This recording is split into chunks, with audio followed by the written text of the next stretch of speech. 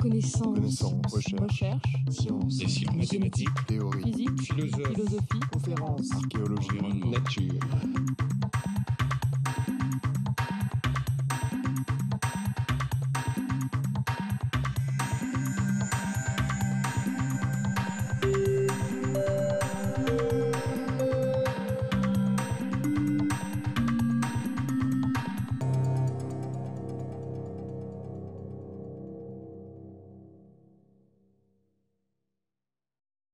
Bien, bienvenue à cette deuxième journée du colloque sur le changement climatique.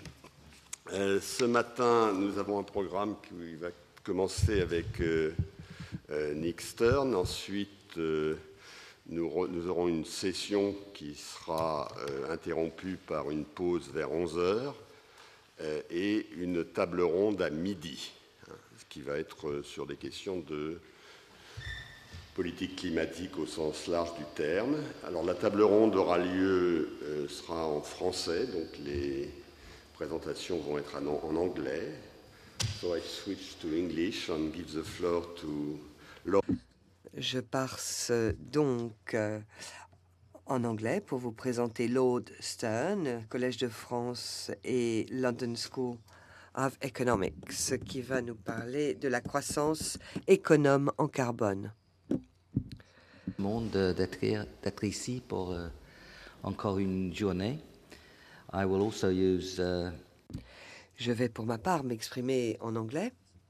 Et ce matin, ce que je souhaitais faire avec vous est assez différent de ce que nous avons fait hier, dans la mesure où hier, nous avons parlé du risque et comment aborder le risque. Nous avons parlé des conséquences qu'il y aurait à adopter telle ou telle mesure de réduction. Aujourd'hui, nous allons parler des technologies. Comment nous pouvons les modifier pour réduire les émissions? Bien entendu, nous pourrions passer du temps à parler de l'adaptation. C'est un sujet également très important. Et il faudrait sans doute y consacrer une autre journée. Malheureusement, nous ne pouvons pas tout faire, mais ce n'est pas parce que nous ne parlons pas d'adaptation dans ce programme que l'on doit comprendre que cela n'a aucune importance. Nous devons simplement nous concentrer sur certains domaines.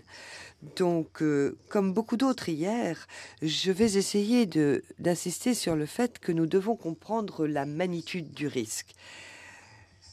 Les risques, ce sont des risques qui vont bien au-delà de ce que nous avons expérimenté. Nous risquons de voir une augmentation de la température sur la température telle que nous ne l'avons jamais vécue sur la planète depuis les 40 millions d'années qui sont passées, et avec des niveaux de probabilité importants.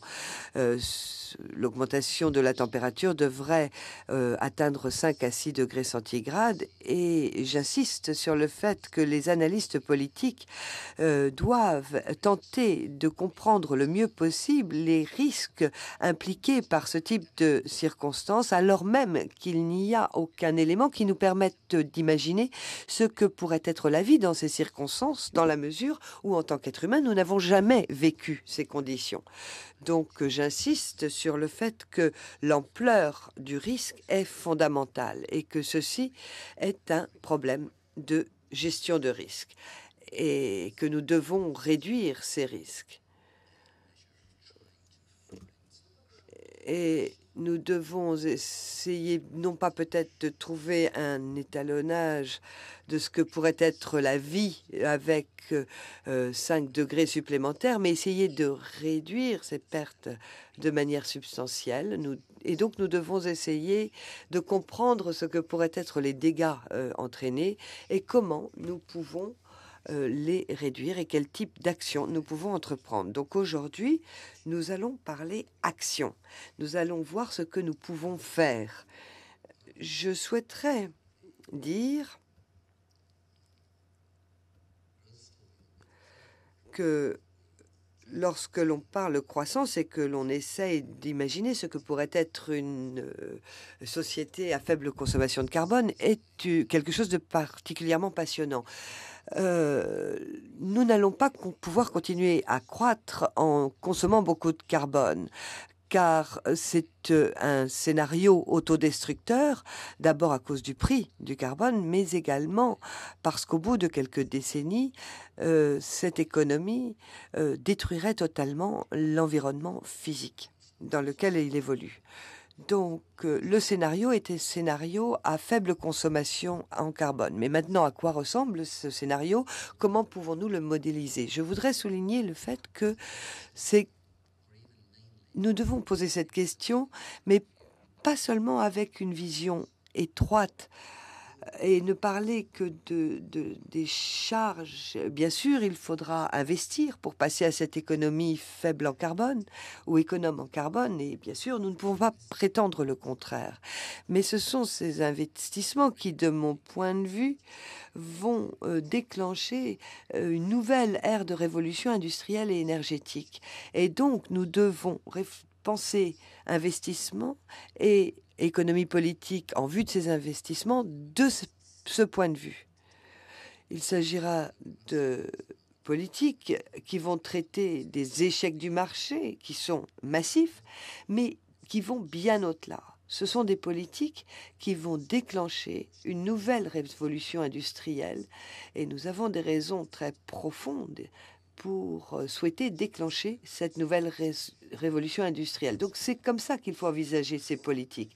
Et c'est comme ça que je souhaite commencer à décrire cette croissance que nous avons à l'esprit. Puis ensuite, je vous parlerai des politiques dans cette perspective. Et enfin, j'espère pouvoir consacrer les 5 dernières minutes de ma présentation pour partager avec vous ce qui s'est passé sur le chemin de Copenhague, à Copenhague et au cours des 6 derniers mois depuis la fin du sommet de Copenhague. Et ce qui devrait se produire entre maintenant jusqu'à Cancun et ensuite de Cancun après l'Afrique du Sud. Donc, voyons si je réussis à tout faire en 5 minutes à la fin de ma présentation. Mais nous y reviendrons dans la discussion que nous aurons aux alentours de midi. Donc, la première chose que nous avons faite et sur laquelle je ne vais pas revenir, c'est que nous avons parlé des risques que nous cherchons à évaluer. Ensuite, nous devons envisager l'ampleur des changements que nous devons apporter pour réduire radicalement les probabilités de connaître ces températures très élevées. Je suis pour ma part convaincue par l'objectif de 2 degrés centigrades ou d'une chance à 50% d'avoir cette augmentation de 2 degrés, car on est déjà très limite de ce que nous avons expérimenté sur la planète Terre depuis très très longtemps. Et surtout parce que cette chance 50-50 d'avoir 2 degrés fait baisser considérablement la probabilité d'avoir une augmentation de 5 à 6 degrés. Donc, on réduit cette probabilité à un risque à un chiffre, de dépasser évidemment les 5 degrés. Et donc, lorsqu'on pense à l'objectif de 2 degrés auquel je fais référence, s'il vous plaît, n'entendez pas cela comme étant quelque chose de tout à fait strict. C'est une distribution, ce qui permet de faire baisser la probabilité d'avoir des températures plus élevées. Donc, cet objectif à 50-50 d'avoir une augmentation de 2 degrés est celui qui est retenu par un très grand nombre de personnes. Donc, pour cela veut dire 47 gigatonnes de dioxyde de carbone que nous émettons aujourd'hui. Et cela veut dire que, au niveau mondial, nous devons faire passer cela en dessous de 35 milliards de tonnes d'ici 2030 et bien au-dessous de 20 gigatonnes en 2020. Voilà le modèle climatique qui nous permettra d'avoir cette chance à 50% de ne connaître qu'une augmentation de 2 degrés centigrades à longue échéance. Donc, moins de 20 milliards de tonnes en 2050, cela veut dire 2 tonnes de CO2 équivalent par an par habitant. Il y aura bien des personnes en dessous et des personnes au-dessus, mais une moyenne est une moyenne. Cela veut dire que l'Europe devra passer de 11 à 12 tonnes par habitant à 2 tonnes par habitant. Et là, on ne parle même pas de distribution de permis d'émission, c'est simplement énoncé en chiffres, ce que là veut dire que de passer de 11 millions de tonnes à 2, que de 11 tonnes par habitant à 2 tonnes par habitant en Europe, ce qui nous permettra donc d'arriver à 20 millions de tonnes et 20 milliards de tonnes émises en 2050. La mauvaise nouvelle, c'est de voir comment nous allons décider de parvenir à ces chiffres et à cet objectif. Et c'est ce dont je vais vous parler maintenant.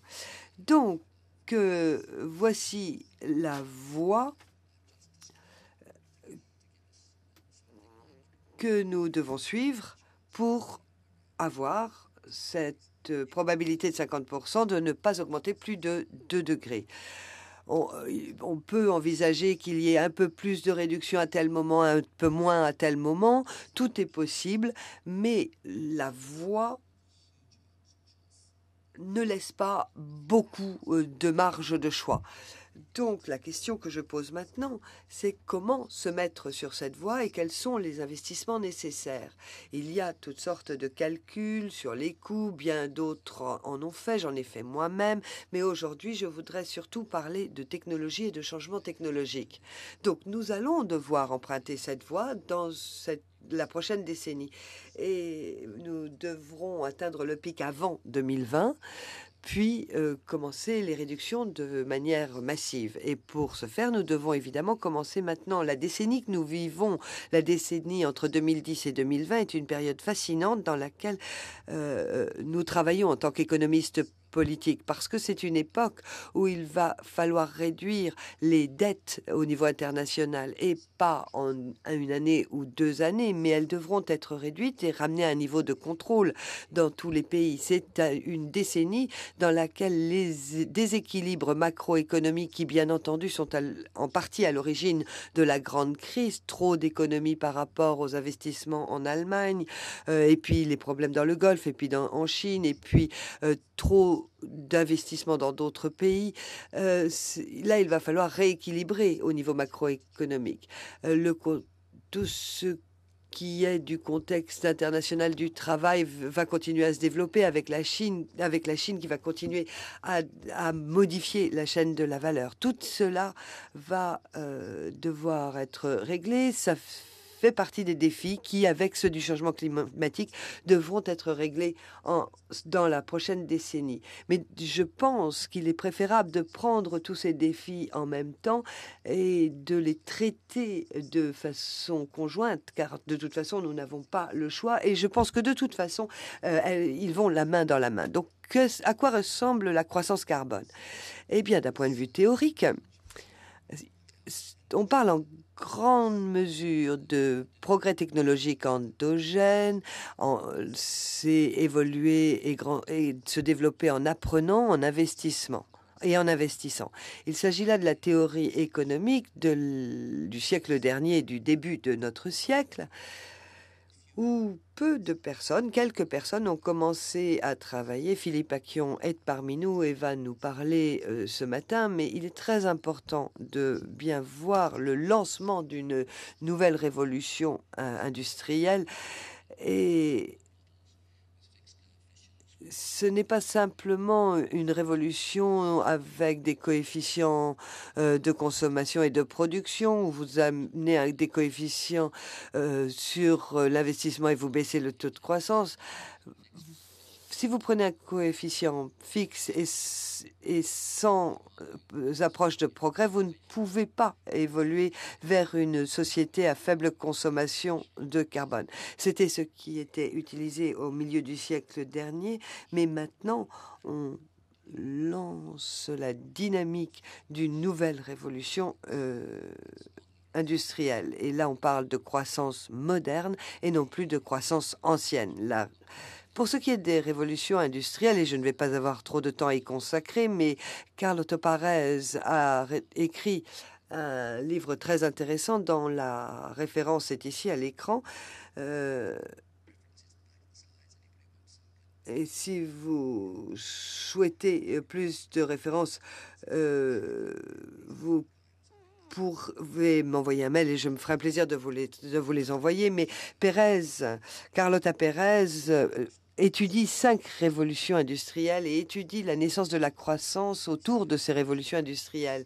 Et elle constate que vers la fin de ces périodes de croissance, il y a toujours eu des bulles qui ont éclaté sur les marchés, puis des périodes de forte croissance, alors que les nouvelles technologies commençaient à s'installer. Je pense que nous avons déjà démarré cette 6e révolution industrielle qui, de manière très intéressante, va chevaucher de manière intéressante la 5e révolution industrielle, qui est celle des technologies de l'information. Je pense que ces 2 révolutions vont aller la main dans la main et que ces 2 révolutions industrielles seront nées et seront apparues à peu près à la même période, et je pense qu'elles sont très complémentaires.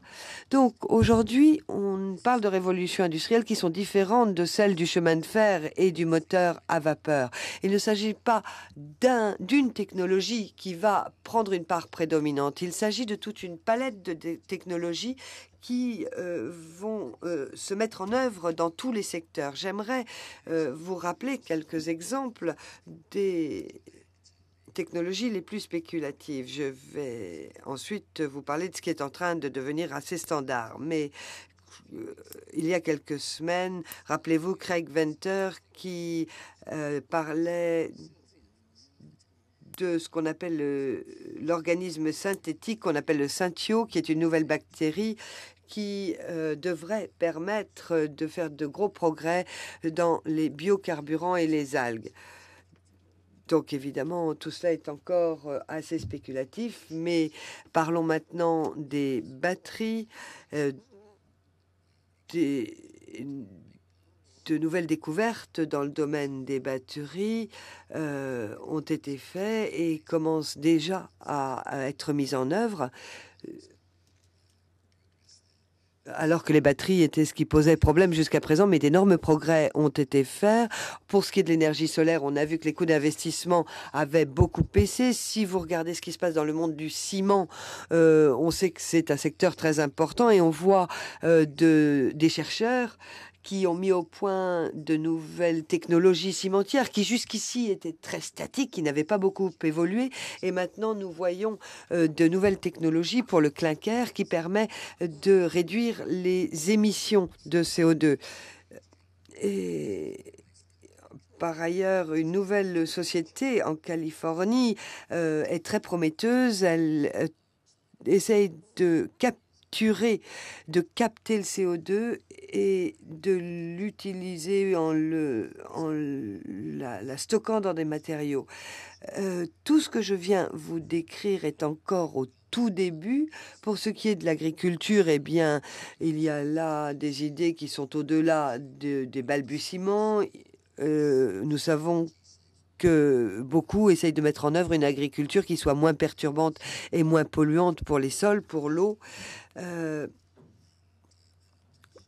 Et là, on parle de développement, de progrès, d'adaptation dans le domaine de l'agriculture. On a constaté également que l'inondation des rizières était totalement non nécessaire et très dépensière en eau, et les technologies permettent d'opérer des changements.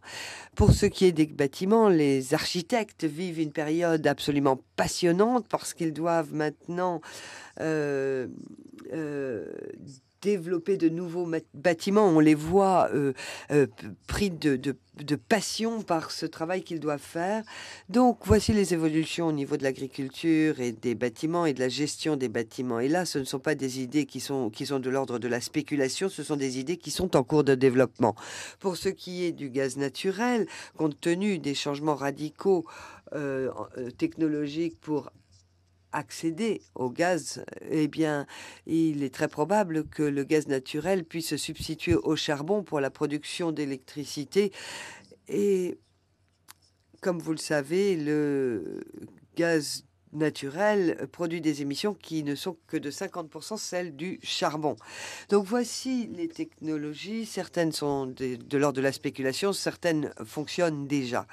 Et voici des chiffres fournis par l'Agence internationale à l'énergie qui est basée ici à Paris. Et là, on parle de l'énergie uniquement. Et vous voyez, sur la moitié inférieure de ce graphique, vous voyez les quantités qui devront être éliminées, les quantités d'émissions qui devront être éliminées. Et vous voyez que la moitié de tout cela est constituée d'économies d'énergie et d'efficacité énergétique. Donc n'oublions pas que dans notre scénario, il faut inclure une part d'efficacité énergétique. Bien entendu, il va falloir réduire la consommation d'un côté, mais on ne peut pas tout faire par cela. Il va également faire par l'efficacité énergétique. Et ces calculs montrent que la moitié des émissions de CO2 devraient être obtenues par une plus grande efficacité énergétique. Et regardons ce que font les constructeurs automobiles. Déjà, General Electric travaille au développement de moteurs hybrides.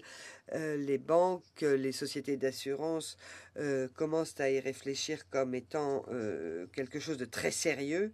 Je parle également des fonds à long terme qui gèrent des milliards et des milliards de dollars et qui, eux aussi, recherchent ces investissements à long terme. Les fonds de pension, s'ils veulent travaillent sur du très long terme, évidemment, et donc doivent se poser la question de l'investissement à long terme et comprennent bien que les investissements dans une économie gourmande en carbone sont très risqués si on prend cette perspective de temps. Je n'ai évidemment pas le temps de vous parler de la déforestation, mais je ne voulais pas que ce point soit oublié totalement parce que cela fait partie du scénario. Et alors que nous parlons, le processus Paris-Oslo qui a été bien mis en avant pendant Copenhague, bien que peu de personnes l'aient remarqué, est en train de mettre en place des méthodes de soutien, de plans très spécifiques pour les grandes nations forestières. Maintenant, quel est le rôle des politiques publiques ? Eh bien, il y a 4 grands échecs du marché. Je suis sûr qu'il y en a plus, mais j'aimerais mettre en lumière 4 gros échecs des marchés.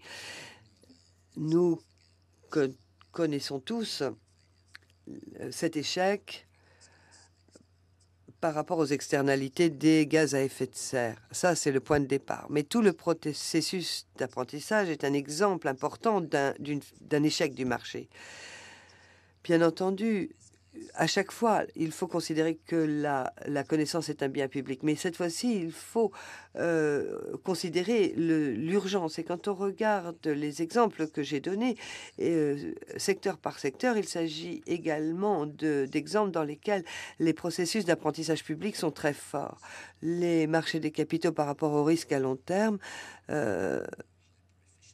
ne sont pas tous très efficaces pour financer ce genre de scénario. Donc, il faudra qu'il y ait des politiques sur la gestion du risque, que ce soit par des garanties de prêts, des différents systèmes financiers qui devront être utilisés, puis le gouvernement devra entrer en jeu. Et enfin, nous devons reconnaître les avantages d'un futur économe en carbone ne sont pas simplement la réduction des risques d'émissions, mais également que cette croissance économe en énergie sera plus propre et plus sécurisée. Ce sont des avantages qui vont bien au-delà que simplement réduire le risque d'une augmentation des températures et d'un changement climatique. Donc, c'est là que nous voyons l'importance des politiques à long terme.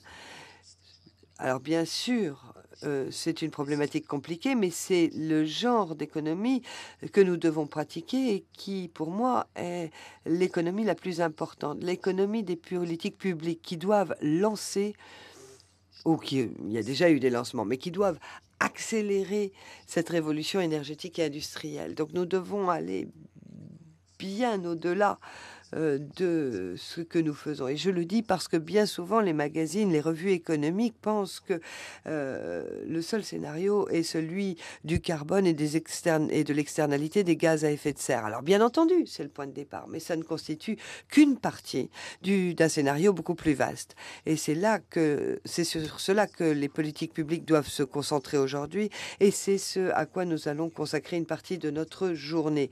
Les taxes ou les réglementations des externalités carbone sont certes importantes, mais maintenant ce qui est important, c'est de voir comment nous allons pouvoir promouvoir ces recherches, ces développements, et comment nous allons passer au déploiement, car le déploiement fait partie du scénario. Et nous devons également aborder les mécanismes de partage des risques et comment soutenir les bénéfices que je vous ai présentés, comme par exemple une énergie plus sûre, plus sécurisée, etc. Nous devons également parler en termes d'échelle et de coordination des politiques publiques, parce que c'est très important. Il faudra des normes internationales, des politiques d'approvisionnement communes, des infrastructures communes, etc. Donc l'échelle va interconnecter la partie réseau de tout cela. Et cela pose évidemment un très gros problème en matière de politique publique. Donc, lorsque nous réfléchissons à la promotion de cette politique énergétique et industrielle, et lorsque nous réfléchissons au réseau, il faut penser international. Et ça, c'est une partie fascinante de ces politiques publiques. Le scénario selon lequel les gens commencent à voir ce qui est en train de se passer est un domaine dans lequel la puissance de l'exemple est, selon moi, très importante. J'ai passé beaucoup de temps dans le monde en développement, notamment en Afrique, en Inde, en Chine, et à chaque fois on en revient à la question de l'exemple. Ils nous disent « Très bien, c'est très bien tout ça, Monsieur Stern, mais où est-ce que ça se passe? Donnez-moi un exemple. » Et on a de plus en plus d'exemples. Et la puissance de l'exemple est absolument fondamentale ici. Et c'est la raison pour laquelle je dis que les pays riches ont un rôle particulièrement important à jouer, et bien au-delà des raisons bien connues, notamment le fait que ce sont les pays qui ont le plus émis jusqu'à présent. Mais on voit déjà des exemples qui émergent quand on regarde. Là, je prends les exemples britanniques avec British Telecom, Marks & Spencer et Walmart aux États-Unis, qui sont des grandes marques qui opèrent de grands changements. Il y a également DuPont qui a économisé 2 milliards de dollars simplement par des mesures d'efficacité énergétique. Donc là, ce sont des exemples, mais si nous souhaitons accélérer cette révolution énergétique et industrielle, nous allons devoir agir plus et plus rapidement. Je n'ai pas de recherche très détaillée sur tout ce qui tourne autour de la conception de ces politiques, mais d'efficacité énergétique, mais il est évidemment important de se pencher sur les aspects conception et déploiement de ces politiques publiques. Le déploiement est très important et bien entendu, n'oublions pas le rôle des communautés. Sans communauté, vous ne pouvez pas avoir recyclage, vous ne pouvez pas avoir de transport public, vous ne pouvez pas avoir tous ces éléments, et le rôle des communautés est absolument fondamental à cet égard. Et c'est quand les communautés se rassemblent pour travailler sur ce type de problématique qu'on les voit vivre des solidarités. Donc, je voulais très rapidement vous donner un aperçu de ce que, selon moi, devraient traiter les grandes politiques publiques, et ce pour accélérer l'émergence de cette nouvelle révolution industrielle et politique. Donc il me reste 4 minutes pour vous parler de Copenhague, des 6 mois avant, les 6 mois après et l'année qui va suivre. Copenhague, donc, la feuille de route a été établie à Bali et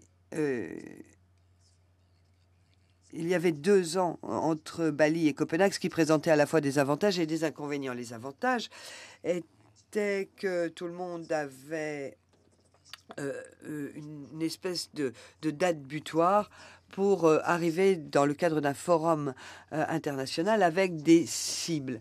L'inconvénient était était qu'on avait sans doute trop d'attentes qui ont été générées par rapport à cette conférence de Copenhague. Mais de gros progrès ont été réalisés sur la voie de Copenhague. L'accord de Copenhague, qui a donc été signé à Copenhague, a été le résultat final, mais il a été signé dans la douleur, il a été assez décevant. Et tout ceci a fait que les journalistes ont moins analysé ce qui avait été fait. Cet accord était certes décevant, mais il aurait pu être pire. Cet accord de Copenhague a été signé par 5 grands pays qui jusqu'ici n'avaient pas travaillé ensemble. Les négociations étaient remplies d'acrimonie, mais nous avons eu un accord. Et lorsque nous avons quitté Copenhague, nous ne savions pas quelle pourrait être la plateforme sur laquelle nous avancions. On parlait de 2 degrés, on parlait de soutien des pays riches aux pays pauvres, on parlait d'un panneau d'experts de haut niveau pour discuter de tout cela, et on parlait dans cet accord enfin des progrès qui avaient déjà été réalisés dans le domaine des forêts. Que s'est-il passé depuis Copenhague? Eh bien, les soumissions qui étaient restées ouvertes à Copenhague et qui devaient être conclues au 31 janvier ont été soumises. Et donc, couvrent plus de 80% des émissions. Tous les grands pays ont fait des propositions dans le cadre de l'accord de Copenhague.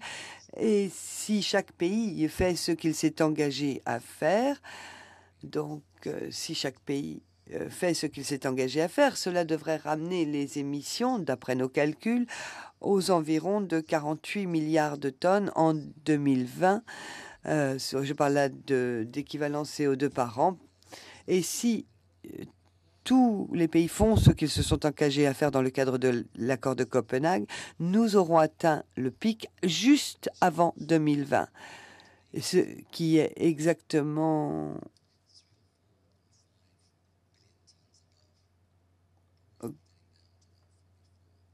ce qui est simplement 3 à 4 milliards de tonnes supérieur à ce que nous devons atteindre si nous voulons avoir cette chance à 50% d'atteindre une augmentation de seulement 2 degrés en moyenne d'ici 2050. Il faudrait être en mesure de réduire de 4 à 5 milliards de tonnes supplémentaires, mais ça aurait pu être ça aurait pu être bien pire. Maintenant, dans l'ensemble, est-ce que les gens étaient déçus de Copenhague? Oui, bien sûr, mais dire que rien n'est sorti de Copenhague est une erreur. Et pour moi, Copenhague est une plateforme beaucoup plus solide que celle à laquelle nous nous attendions. Est-ce qu'elle sera suffisamment solide? Je n'en sais rien. Mais de toute façon, de mon point de vue, nous n'avons aucune alternative que de l'utiliser et d'essayer d'avancer. Donc, ce que nous devrions voir opérer à Cancun, c'est l'atteinte d'un accord politique plus explicite, plus exigeant.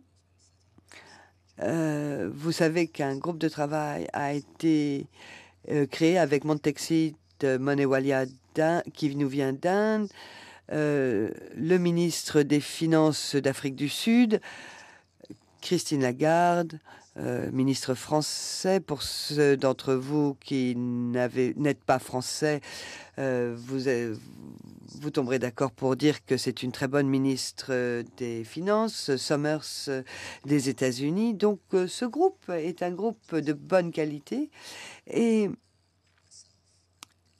les représentants qui ne représentent pas leur pays sont George Soros, moi-même et le vice-président de la Deutsche Bank.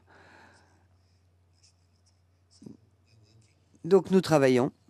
Nous allons publier nos résultats et nos pistes à partir du mois d'octobre quant aux recommandations visant à lever 100 milliards de dollars par an d'ici 2020. Donc, c'est là un engagement politique fort qui devrait être l'objectif visé pour Cancun. Est-ce que nous atteindrons un traité?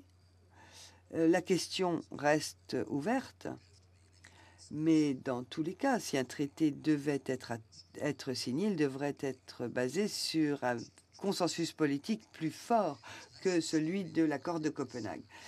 Donc, je pense que c'est là la direction que nous prenons. Il se passe beaucoup de choses sans que nous ayons d'accord, mais si en plus nous avons un accord tel que celui que j'ai décrit, je pense que le processus ne sera qu'accéléré. Je sais que les choses vont se produire, mais il est nécessaire maintenant d'accélérer le rythme et je pense qu'un accord international permettrait d'accélérer le rythme. J'en ai terminé.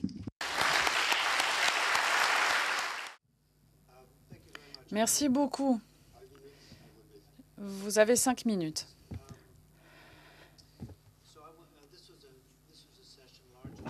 Cette session a porté sur un panorama plus vaste et je voulais revenir à peut-être une micro-vision de l'économie. C'est vrai que l'ensemble des sciences sociales sont essentielles pour que nous puissions décrire puis élaborer des politiques. Mais j'ai 2 remarques à faire qui sont issues des débats d'hier. Tout d'abord, si on regarde un petit peu en arrière et que l'on regarde ces 30 dernières années, un certain nombre de personnes hier m'ont demandé « Est-ce que vous croyez, comme dans les années 90, qu'on ne devrait rien faire ?» Je réponds non. Une réponse plus longue serait l'anecdote de Keynes. En plein milieu de la dépression, quelqu'un lui a dit « Mais c'est une théorie monétaire différente de celle que vous aviez avancée il y a quelques années. » Et Keynes lui a répondu « Monsieur, lorsque les faits changent, je change mon point de vue. Et vous, monsieur, que faites-vous » Il faut toujours rester l'esprit très ouvert lorsque la situation est complexe. Lorsque j'ai commencé à travailler sur cette question, je travaillais dans un institut européen avec un directeur qui m'a demandé ce que je voulais faire et je lui ai dit « Je veux travailler sur le changement climatique et l'énergie ». Il m'a répondu en riant « C'est impossible ». On était dans les années 70. Il m'a dit « Mais personne n'y intéresse ». Et il m'a dit « Non, non, intéressez-vous à la demande énergétique ». Je lui ai dit « Je ferai les deux ». Il m'a dit « Non, non, vous ne pouvez pas faire les deux à la fois ». Donc on a discuté pendant 3 mois. Je n'ai pas accordé beaucoup d'attention à ce qu'il m'a dit et au bout du compte, il s'est rendu compte que cela allait répondre à sa première préoccupation qui était l'énergie nucléaire. Et puis en 1990, lorsque la question est devenue de plus en plus importante, vous vous rappelez, en 90, il y avait un modèle économique du sujet qui n'était pas très ancien. Les sciences et les mathématiques étaient très compliquées. Il n'y avait pas eu de test de stress. Donc, il est de notre responsabilité de définir ce que les politiques environnementales devraient être. Mais beaucoup de choses se sont passées ces 2 dernières décennies. Beaucoup d'économistes et d'autres scientifiques dans les sciences dures et dans les sciences sociales et humaines se sont penchés sur cette question. Je ne suis pas d'accord avec toutes les conclusions, mais il y a beaucoup d'éléments qui méritent d'être loués. Les comptes rendus de l'Académie nationale des sciences va publier très prochainement, dans 15 jours, ses conclusions. Et je pense que cela met en avant ce type d'analyse. Mais je pense que l'une des choses les plus intéressantes de cette conférence, c'est le très haut niveau de qualité du travail qui a été fourni par rapport à il y a 20-25 ans. L'ensemble des personnes qui travaillent sur ce sujet il y a 20 ans ne devrait être qu'une petite dizaine, alors que nous sommes beaucoup plus nombreux aujourd'hui. Maintenant, quant à l'avenir, je m'adresse ici notamment à nos jeunes collègues qui sont en début de carrière. Je me souviens qu'on m'a dit au début, c'est que les plus grandes décisions qu'un jeune universitaire peut prendre, c'est quel est son choix de domaine de recherche. Et je me demande encore quels sont les domaines clés du changement climatique. L'un était exposé ce matin. Je pense que le changement technologique est un domaine absolument essentiel. Nous savons que la transition vers une économie sobre en carbone sera difficile. On ne sait pas quels seront les chemins que nous allons emprunter, mais en tout cas, c'est là que se trouve la réponse. Comment allons-nous réduire les émissions? Quel va être le rôle du prix du carbone? Et puis, il y a la question de la politique du bâton et de la carotte sur ce prix du carbone, qui est essentiel d'un point de vue économique. Et puis, l'autre question qui est fortement ignorée, me semble-t-il, malheureusement, c'est ce que j'appelle la dynamique des règnes gouvernementaux. L'environnement est un bien pour nous en tant que consommateurs, mais c'est aussi un bien public pour les gouvernements. Il y a un aspect aussi acteur solitaire de celui qui tient les rênes. Donc il y a toute la question de la souveraineté gouvernementale, du droit national qui régit l'ensemble de ces aspects. Il y a différents niveaux ici à envisager qui méritent davantage de travaux de recherche. Je dirais qu'il y a deux thèmes très particuliers dans la longue liste des autres questions qui sont soulevées par ce problème. Ce sont les mécanismes qui vont permettre de rapprocher les États, mécanismes qui ne sont pas toujours très agréables. Je pense que le mécanisme de Kyoto est inamical, entre guillemets, pour des raisons techniques. Et si j'étais au Mexique, je ne voudrais jamais participer à des sessions de négociation avec mon ami du Nord qui va me dire « Vous devez réduire vos émissions de temps ». Je voudrais quelque chose de plus clair en termes de définition des responsabilités des uns et des autres. Et je pense que Kyoto est quelque chose qui, au bout de compte, n'est pas satisfaisant pour les États. Et je pense que un régime de taxes carbone harmonisées serait plus amical parce que on sait tout de suite qui sont les membres du club. Deuxième thème. Accordez-moi encore une seconde, s'il vous plaît. C'est la question des sanctions et des pénalités. Comment allons faire en sorte que ceux qui sont réticents nous rejoignent? Vous savez qu'aux États-Unis, il y aura probablement un ajustement fiscal avec des barrières douanières qui vont être définies sur une teneur en carbone qui va être déterminée avec un prix particulier. Et il va falloir nous interroger sur ce type de mécanisme qui risque de redéclencher des guerres commerciales. Il va falloir véritablement se pencher sur cette question des sanctions, des alternatives et des contre-réactions à apporter. Beaucoup disent que nous n'allons pas parvenir à une solution sans utiliser de bâtons, même s'il y a quelques carottes dans ce régime. Et cela va avoir des effets sur le commerce international. Il ne faut pas le négliger. On a un long passif d'histoire de guerre commerciale à cause de ces barrières douanières. Et je pense que cela mérite d'être étudié. Et donc, ça va être lié à cette dynamique de gouvernance. Je voudrais remercier le président de